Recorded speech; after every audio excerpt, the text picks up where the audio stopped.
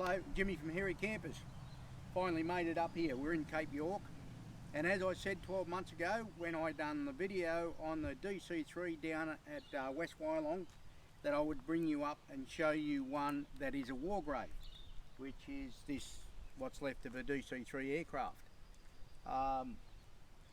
As I said, it's a war grave, so there was some Americans and Australians killed here, and there's a airstrip just over the top of these trees here, which shows us the direction that the aircraft was heading to. And it was the weather wasn't good. It was a bad day or a bad morning it was, and this is what happened. So as we come in through the gate we could see bits and pieces of where the aircraft has struck trees and limbs and ended up here and come in fairly heavily.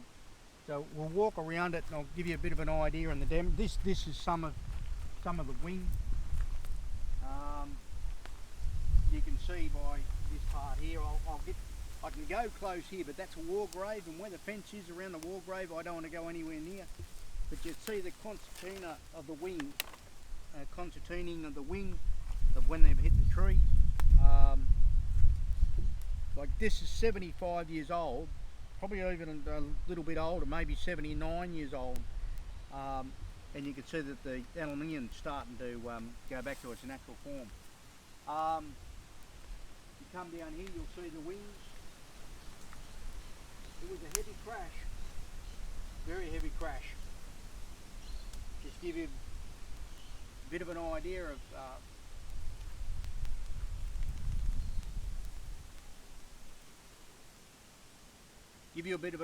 of how strong these things were to end up in the condition that it has ended up in. Like I said, it's got a fence around it, so if you do come up here,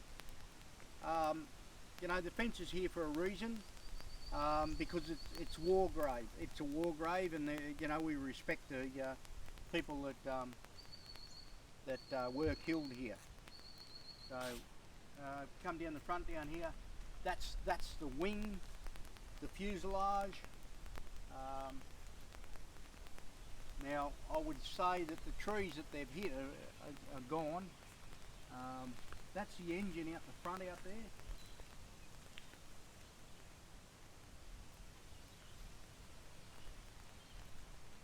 And if you go back to our videos, you will see the one at West Wyalong complete. Now they come under a different heading. They don't call them a DC3. They are a DC3, but the military version is a different name. And I don't want to say C-47. I think that's what it is. I'm not sure. But if you look up in through here, you can see why, like the cockpit is missing. It's gone. But the 14-cylinder Pratt & Whitney's on the ground. Got to be careful. I'm in thongs, believe it or not. I hardly ever wear thongs, and I find it so hard to get around in them. You know, you're either tripping over them or on them or slipping off them or whatever. But by looking at this aircraft, you can see why no one survived.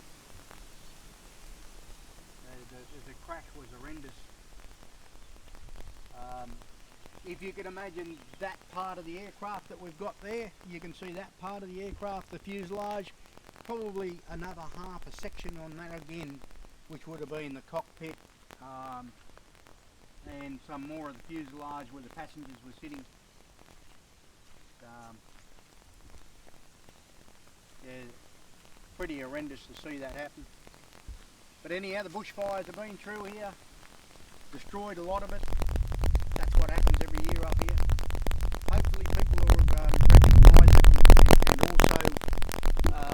also respect the dead that were on this aircraft. Yeah.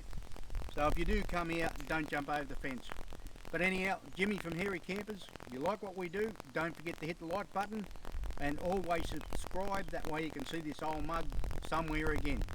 Thanks for watching.